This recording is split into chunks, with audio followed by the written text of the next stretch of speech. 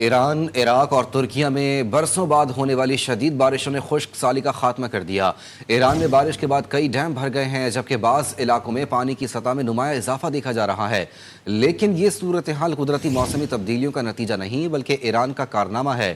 ایران نے متحدہ عرب امارات میں موجود وہ ریڈار سسٹم تباہ کر دیا جس کے ذریعے امریکہ، ایران، عراق اور ترکیہ میں کلائمیٹ کنٹرول کر رہا تھا۔ بنش عباس کی رپورٹ دیکھیے۔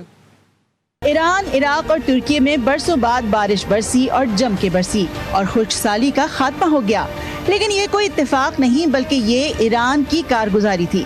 ایران نے 13 اپریل کو UAE میں امریکہ کی فوجی تنصیبات پر حملے کیے۔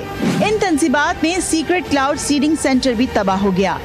یہ وہ ریڈار ہے جس سے امریکہ مشرق وسطیٰ میں کلائمیٹ کنٹرول کر رہا تھا، یعنی ان ممالک میں گرمی رہے، بادل نہ بن سکیں، بارش نہ ہو سکے، اور گلف ممالک میں نمی رہے، موسم بہتر رہے اور ایران اور عراق میں خشک سالی رہے۔ یہ ریڈار ایران اور عراق پر موجود بادلوں میں ایلومینیم آکسائڈ، سلور آئیڈائڈ اور پوٹیشیم پارکیولیٹ نامی کیمیکلز کا چھڑکاؤ کرتا تھا۔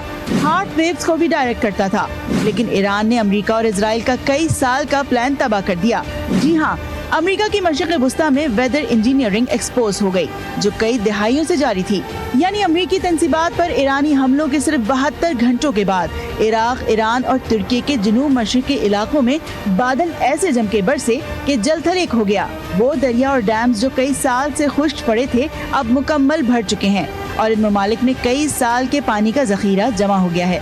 ایران کے کئی صوبوں میں 10 سال سے قحط جاری تھا، پانی کی ایک بوند بھی نہیں برسی تھی، لیکن اب بارش کے بعد اتنا پانی بھر گیا ہے کہ کئی دہائیوں تک ایران کو پانی کی کمی کا سامنا نہیں ہوگا۔ ایران کے صوبے آذربائیجان کے 17 ڈیم بھر چکے ہیں، جبکہ 7 تو اوور فلو ہو رہے ہیں۔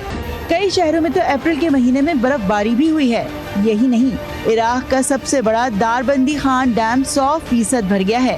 دریائے تگریس سمیت کئی دریاؤں میں سیلابی صورتحال ہے۔ ترکی میں بھی کئی ڈیمز اتنے بھر گئے ہیں کہ 15 سال تک پانی کی ضرورت نہیں پڑے گی۔ یہی نہیں، ان ممالک میں گرمی کی صورتحال بھی بہتر ہو گئی ہے، درجہ حرارت بھی 5 ڈگری گر گیا ہے۔ ماہرین کہتے ہیں کہ ایران نے امریکی فوجی اڈوں پر ملٹری اسٹرائک ہی نہیں بلکہ کلائمیٹ اسٹرائک بھی کیا، جس سے ایران، عراق اور ترکی کے موسم میں راتوں رات تبدیلی آ گئی۔ اور یہ نیچرل چینج نہیں، یہ ایران کے خلاف امریکہ کی کلائمیٹ کانسپریسی کا خاتمہ تھا، کیونکہ امریکہ پانی کو زندگی نہیں بلکہ ہتھیار کے طور پر استعمال کر رہا تھا۔ بنش عباس، GTV نیوز۔